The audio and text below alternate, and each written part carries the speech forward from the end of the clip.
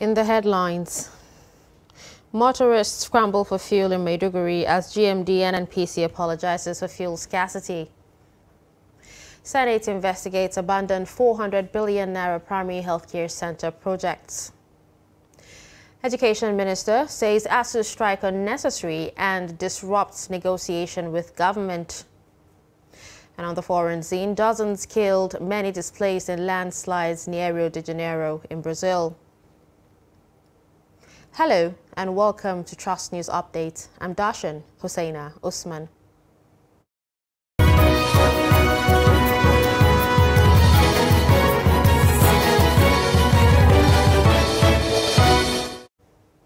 Now the news in detail. Fuel scarcity is still biting in Borno State as Maiduguri residents complain of transportation fare hike as the scarcity lingers despite assurance of increased supply. Filling stations are chaotic with motorists struggling to refill their tanks. The report. It's free flow of traffic during the day in Maiduguri metropolis. Some residents faced difficulty to get a ride to their destination, offices and place of business.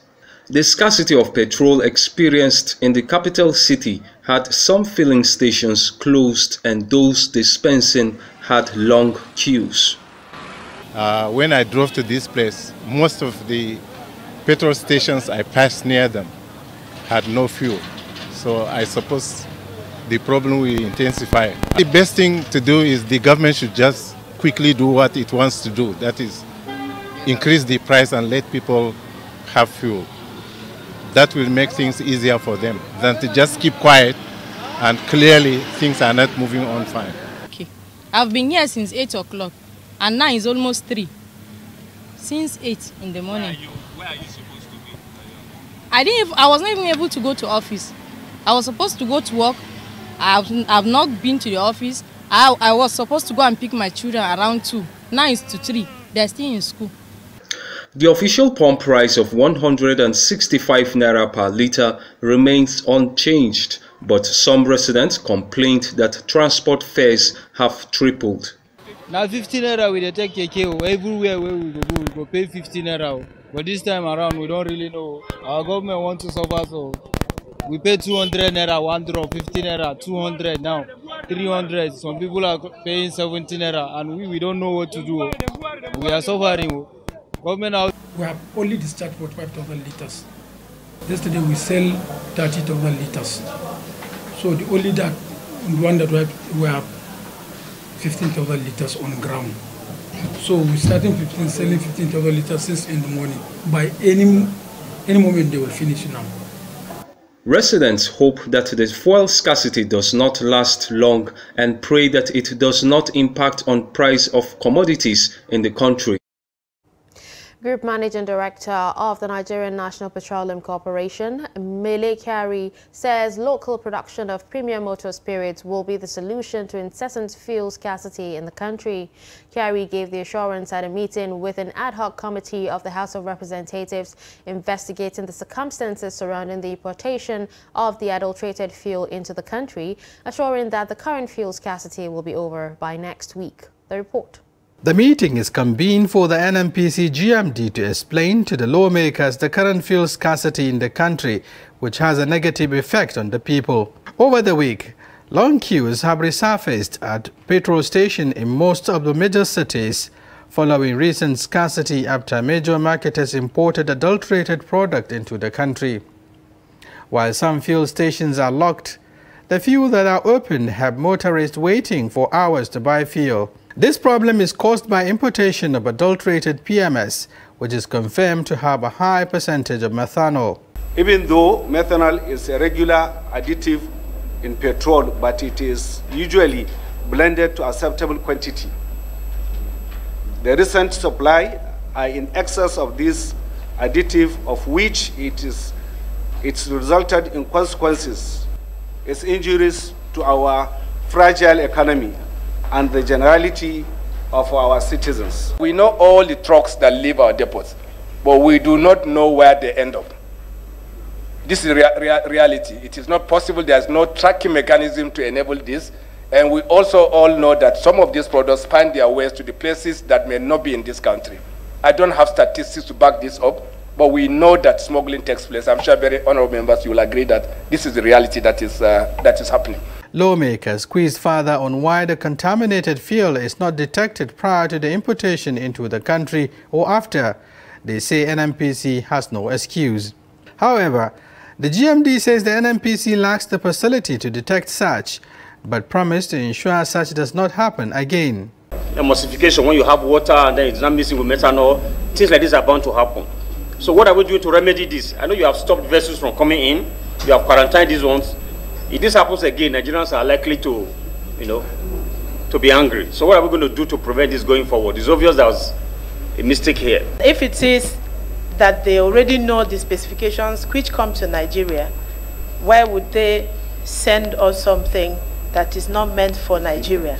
Ignorance, which we are all claiming here, cannot be excused that we are saying Nigerians will continue to suffer.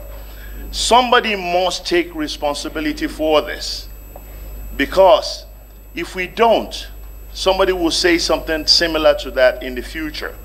So what I'm trying to say here is that we are going to need a lot of relevant documentation to the fact that you are not aware that such practice took place. We have said that this product meets our specification. Every test that we need to do, we have done it to make sure that this product meets our specification. And the only good faith, that is what I say, only good faith of your supplier will tell you, or some kind of intelligence information that you have. Otherwise, there is no way you will know that this product will contain methanol. Let me also repeat, again for this purpose. First, we did not know that this product contained methanol. We absolutely didn't know. Your investigation will give you the reality at the end of the tunnel. And once you have this situation and you withdraw volumes in the market, you will have supply disruption. It comes with consequences. We are very conscious of the consequences that it will come with it, the queues that you are seeing, the disruption of economic activities that is very, very obvious, and also in terms of the liquidated damages, that can be a legal process where you may not be able to recover your position. So we are aware of this. We regret this situation, and of course it is completely unavoidable. We didn't see it coming. I apologize to Nigerians that we didn't see this coming.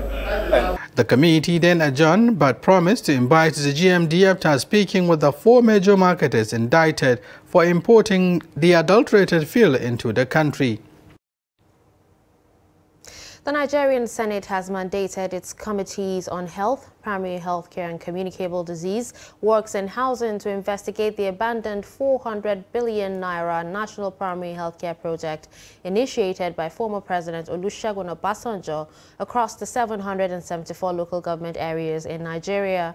The resolution is reached on Wednesday after Senate considered a motion to that effect. The report.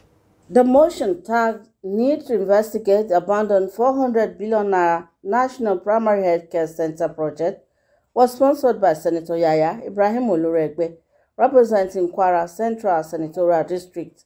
The primary healthcare centers were conceived to cover all the 774 local government areas in the country. However, years after conception, the project is yet to see the light of day.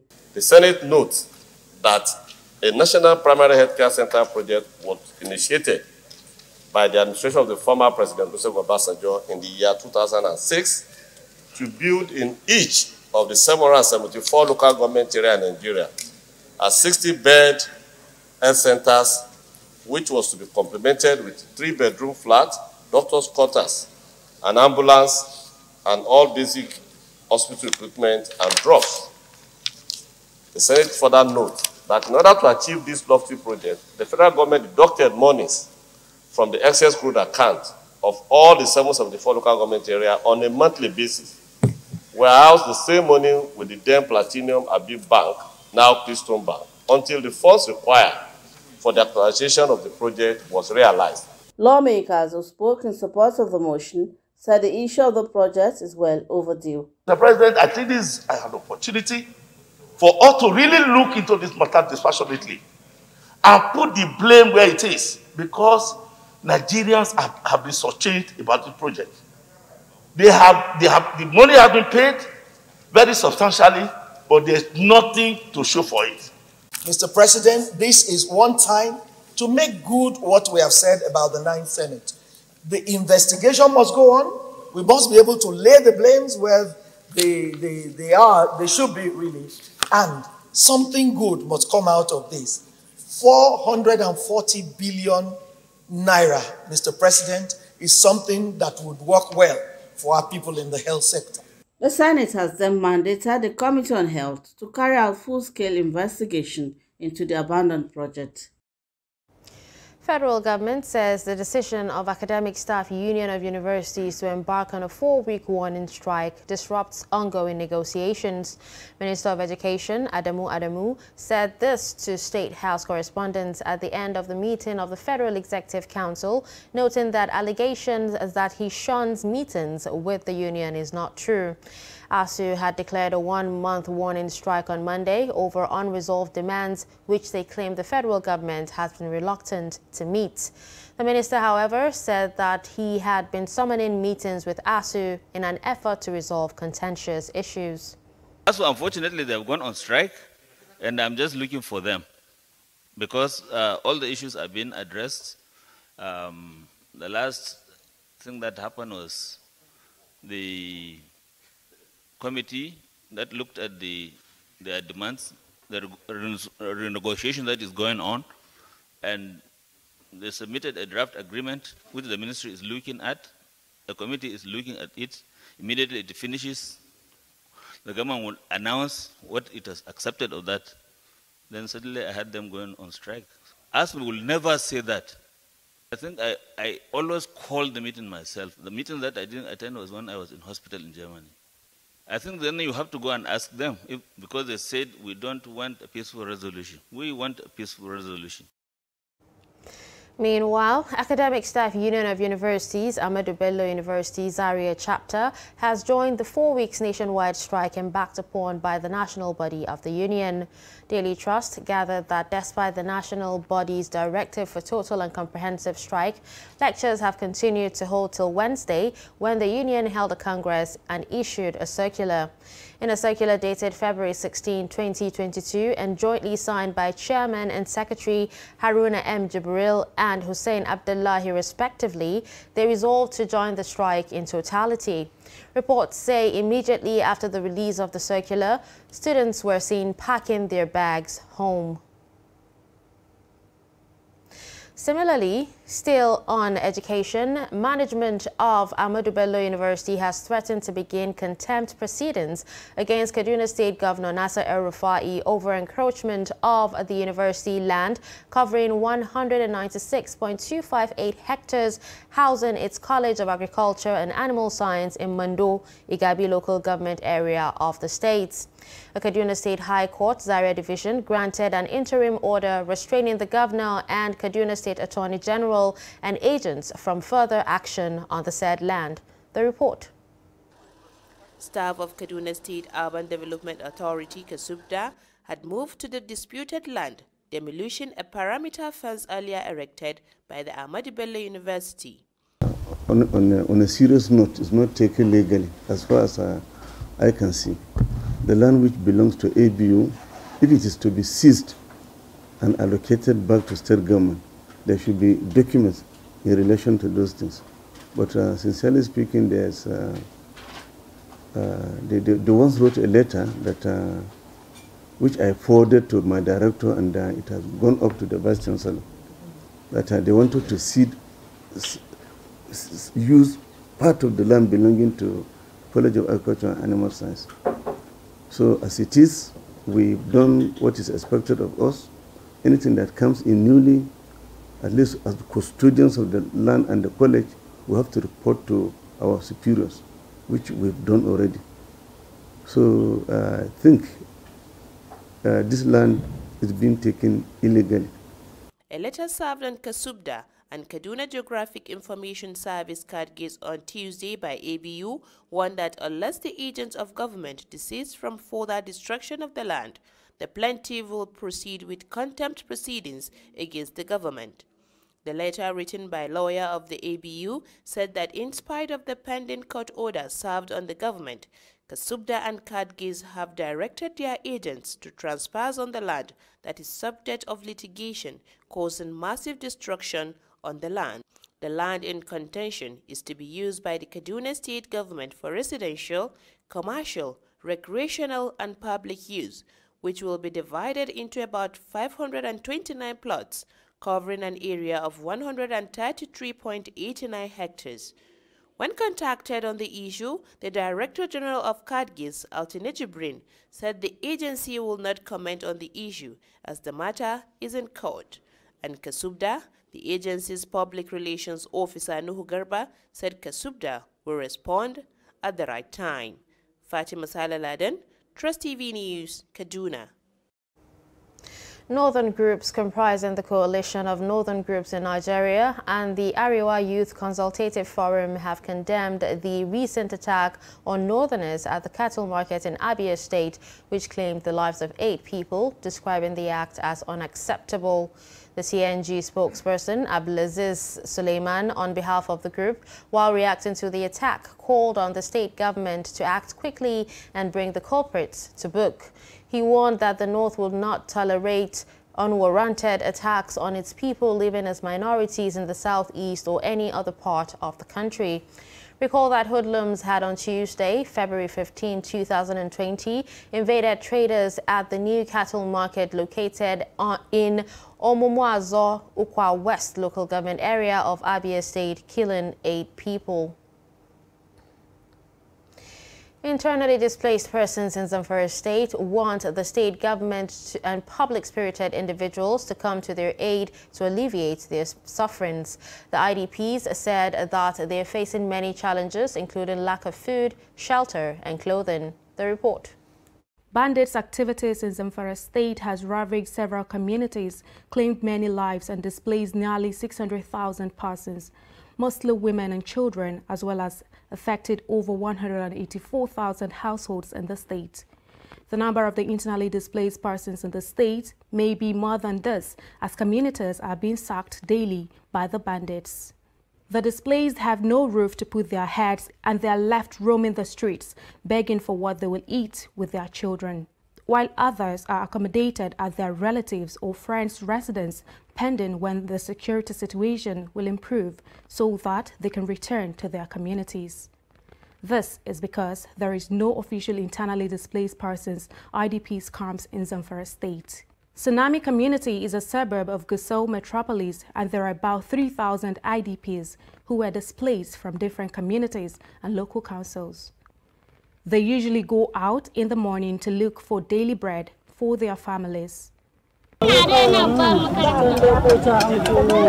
happened to us in our village is they chased us from our houses and they came back again yesterday. They killed my brother and injured me, but I was taken to the hospital. They took all our things and took other people's property like goats and other stuffs. All the women suffered a lot. No woman will say this is what they did to her. She will only say she suffered. You know, we women, we are gentle and shy. They did all kinds of stuff with them. We request the government to assist us with foodstuffs. What happened to us was armed robbers entered our village. They killed people and also took women. Some of us lost our husbands. The problem we are facing is lack of shelter, food and clothes. Please, the government should assist us. The husbands of some of the women were killed when the bandits invaded their communities, leaving them with the responsibility of catering for many children. The IDPs want government and wealthy individuals to help reduce their plights. They said their immediate needs are foods, shelters, and clothing for themselves and their children.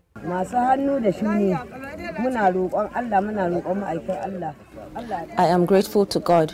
We seek the assistance of those that have means to help us with shelter and foodstuffs. They shot my husband 3 times, and I took my children to the hospital. We were able to farm last year, but we didn't get the chance to farm this year.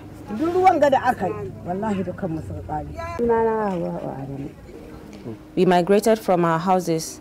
My son was shot and my husband is dead. We are grateful to those that are providing us with food. We need the government to assist us. The internally displaced persons in Zamfara State go through a pathetic situation, hoping that one day banditry will end so that they can return home. Ban on the activities of volunteer security, otherwise known as NSAK in Katsina State, is generating reactions in view of the insecurity challenges confronting the state. Though the volunteer NSAK are not recognized by the government, security experts say integrating them into vigilante or conventional security outfits will assist greatly in restoring peace. Abdullahi Ahmadi tells us more. Integrating the volunteer securities, popularly known as NSAK, will give them the opportunity to contribute in providing security and prevent them from being potential recruits into banditry or political thuggery. Abubakar Ibrahim, who is also a retired military officer and a former commandant presidential guards during Sani Abacha administration, commends the Masari-led government for banning the activities of NSAK, but calls for caution and engage them into something reasonable. If you ban NSAK, then you must bring him under structured command, so that at every second of the clock you know his whereabouts. NSAK is no other person but somebody who has developed capacity for extreme violence. And letting loose that person and not putting him under structured command and not giving him something to do is dangerous. He also called for more sensitization to enable the NSAK be well informed about their ban so as not to engage in anything that could foment trouble. Other respondents such as Noura Muhammad and Aminu Musa Tasha Ankara Faskari local government were of the opinion that the government should also empower the conventional vigilantes to make them more result-oriented. This will go a long way in complementing other security outfits to forestall the current security challenges bedeviling some parts of Katsina State. Ban of NSAK in Katsina State is a good omen. The government has done well, but I want the government to also empower the NSAK. Done so many things that went out of hand, and you cannot allow some few individuals be taking laws into their hands. Really, NSAK have their advantage and their disadvantages. I was born in Ankara village, and I saw one deaf man who was very used to our family. We were family friends, but just like that, some members of NSAK group came to our community and killed him innocently. That is rather unfortunate, very, very unfortunate. Their activities is worrisome. But to some extent, sometimes they contribute towards maintaining law and order in some communities. So you see, they have their advantage and their disadvantage. However, the special advisor to Governor Aminu Bello Masari on security matters, Alhaji Ibrahim Muhammad Katsina, who lamented the activities of the volunteer security, said NSAK only provoke violence rather than taking measures to prevent crises. He said the insecurity has escalated as a result of the activities of NSAK and assured that government will not fold its arms watching some few elements taking advantage of insecurity to launch reprisal attacks on innocent people. NSAK are not volunteer groups. Okay. They are criminal elements that present themselves as volunteer groups in order to perpetrate crime. There is clear distinction between vigilante volunteer groups and NSAK. Literally, what is the meaning of NSAK even in Hausa? Somebody who is on his own volition doing what he thinks is right. So as far as we are concerned,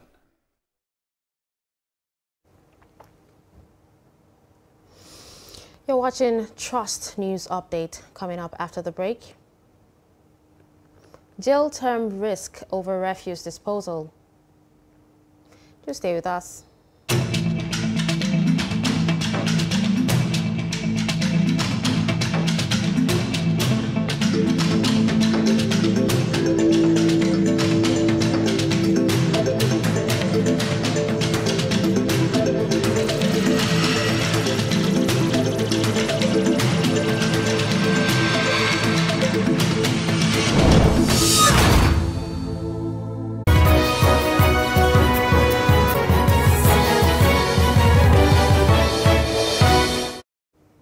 Welcome back. You're still watching Trust News Update. Let's take a look at some of our top stories.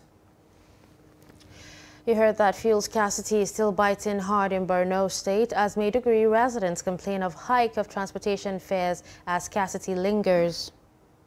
You also heard that Nigerian Senate has mandated its committees on health, primary health care and communicable disease, works and housing to investigate the abandoned 400 billion naira national primary health care project initiated by former President Olusegun Obasanjo across the 774 local government areas in Nigeria. In health, Nigeria has continued to record a daily decline in the number of COVID-19 cases, with 13 new infections logged on Wednesday in 4 states and the Federal Capital Territory. The Nigerian Center for Disease Control says 7 persons were discharged after they recovered from the infection on Wednesday, with no fatality recorded. Going by the newly reported infections, Nigeria now has a total of 254,137 cases, 230,479 recoveries, and 3,141 deaths.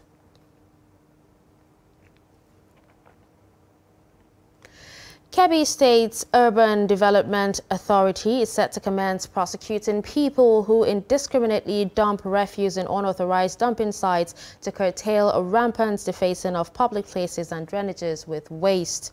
Burning Kebbi, the Kebbi State capital, has recently been experiencing an increase in people dumping waste either in drainage or street corners, an act that poses threat to public health.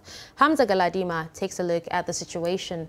Waste management in every society is an important aspect of town planning, as it is geared towards ensuring a clean and healthy environment in which people can live in peace with nature and its elements. Indiscriminate dumping of waste, however, does the opposite, as it degrades the environment and also creates an unhealthy atmosphere which is suitable for the breeding of germs and other viruses that could lead to outbreak of diseases.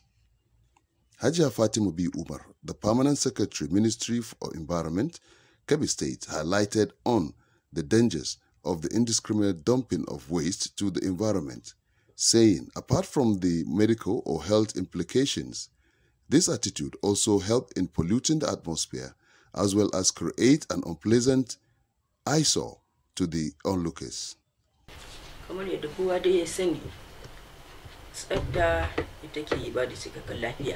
We all know refuse or waste not only deface the beauty of the environment, but also pollute it.